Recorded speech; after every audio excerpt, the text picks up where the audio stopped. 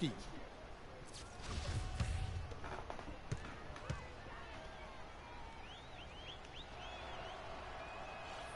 And that's good as he hits both of his shots. Here's Nitevaine. His scoring has been there on a regular basis. He's averaging more than 14 points a game. That one goes. Count it. Rudez has got his first bucket of the game, and he's on the board for 3.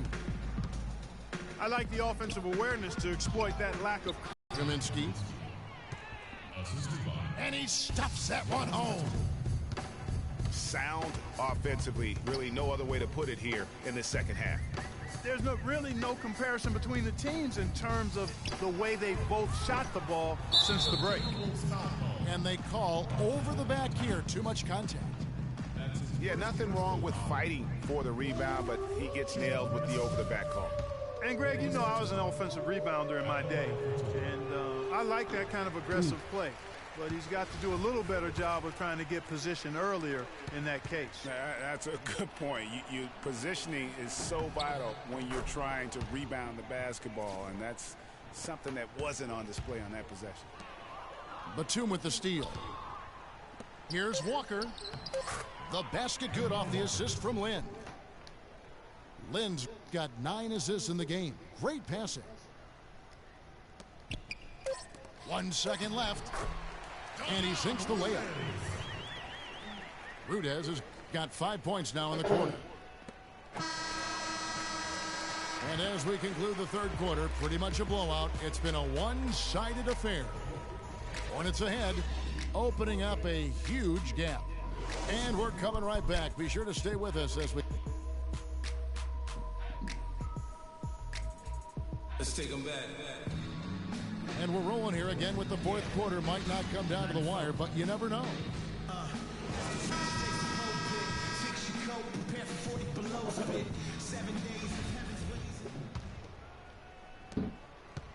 Hornets leading by 21. Youngsters Anthony Towns and Zhang are in the post. Ricky Rubio is out there with Wiggins. And it's Muhammad in the 3 spot. So that's the lineup for Minnesota. You know, he's not your typical NBA center in terms of height, guys, but he plays as big as any of them, thanks to his incredible bounceability.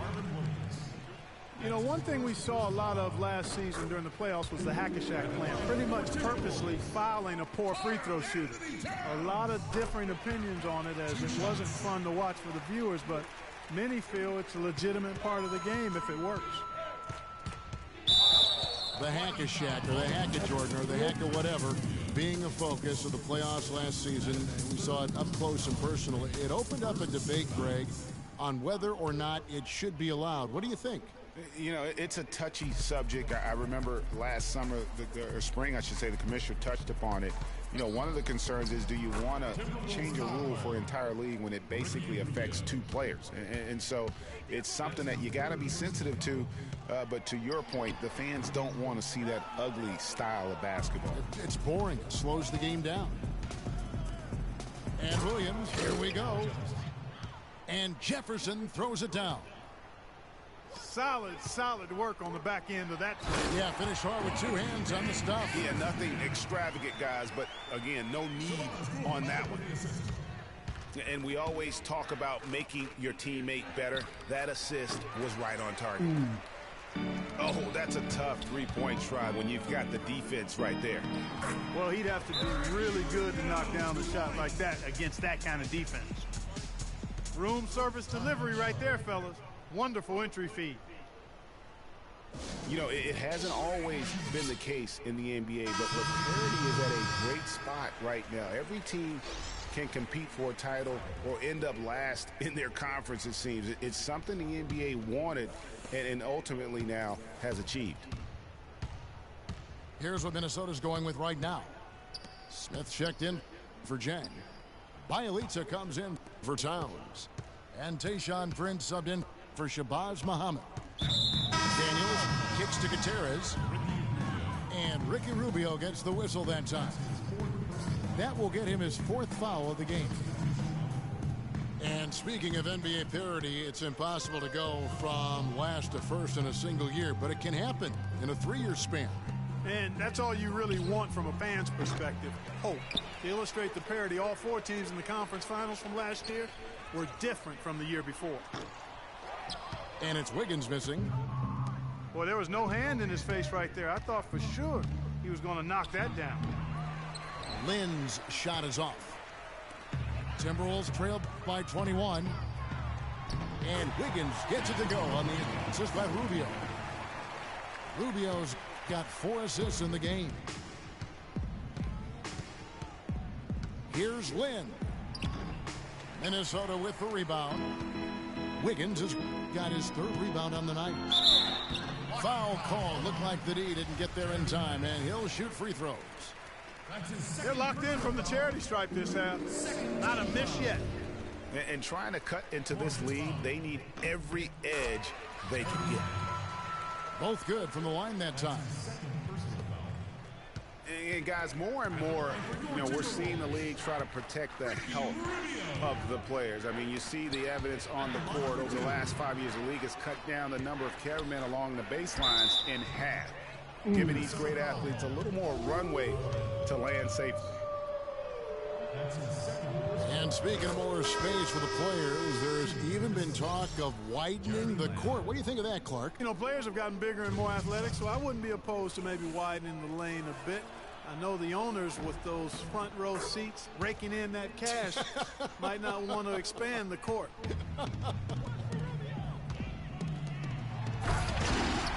The Timberwolves making a switch here. Levine's checked in. I tell you what a good thing that he showed up today, because without him, this thing would already be over. Lynn dishes to Zeller.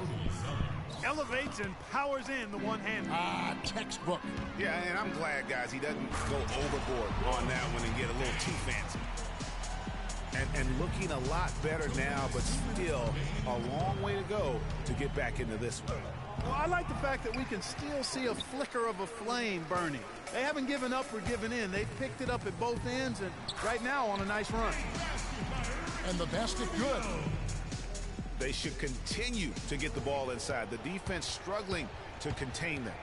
And when you make 5 in a row in close like that, it also takes pressure off your perimeter guys, too. A shot by Williams, no good. Defense better not make a habit of giving him that shot. I mean, he doesn't miss many of them. And it's Rubio again missing. Hornets leading by 15. And this is going to end in a lopsided victory. I love the tenacity and aggressiveness, as well as the ability to close. You really got to give it up here for the Hornets. And it may be a comfortable win for him, Steve, and in the end, but they had to weather a few storms along the way, Clark, and that's all part of the story. That's right, Kevin. I mean, this was by no means a runaway that it might appear to have been. I mean, it was a scrappy performance all the way through. And so when you look at the season record, this one will tally up win number 43 on the year. And they've really had a dominant run of games against this opponent this year. They played them 3 times and won every one. Well, once they'd taken the first 2 from them, you could just sense how this one was going to go. A fantastic show. And what an amazing all-around game it was for Lynn. He just looked like an orchestrator out there. His teammates kept running to the open spot, and he found them time and time again. Really crisp, intelligent passing to make that basket possible. And Zach LaVine gets the whistle that time. That's his first foul. Big group substitution now for Minnesota. Smith checked in for Courtney Dan. Bielitsa comes in for Towns. Tayshaun Prince is checked in for Wiggins. And Jones subbed in for Ricky Rubio. So an almost entirely new group in now for Charlotte. Jefferson's checked in for Cody Zeller. Kaminsky comes in for Williams. Jeremy Lamb's checked in for Nicholas Batum. And it's Kemba Walker in for Jeremy Lin. That one will seal the deal there. They've exploded here at the end. Boy, I love the serious killer instinct they've shown, finishing strong. Kaminsky misses. And so it's the Hornets taking care of business in this one. This one was over well before the final buzzer. The fans were waiting for something to get excited about, Greg, but they never got it. They sure didn't. I mean, they just rolled to this win. They made it look really easy. What an efficient performance at both ends. And that's going to do it tonight, folks, for our broadcast. This is Kevin Harlan saying thanks for watching, and we'll see you next time. But first, the post-game show with Ernie Johnson just a few aisles above it.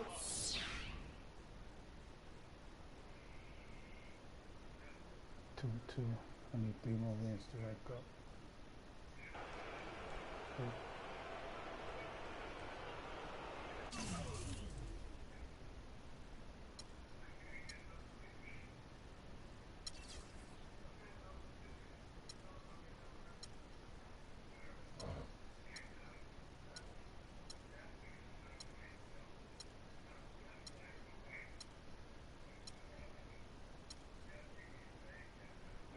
It look like he's dying.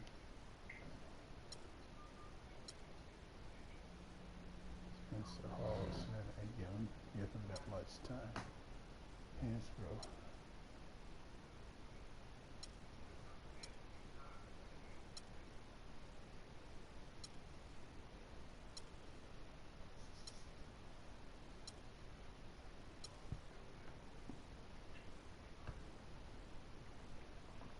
Jalen.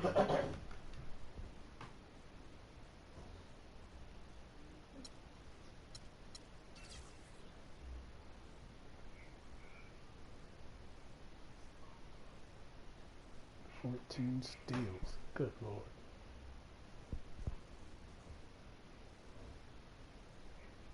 Five blocks.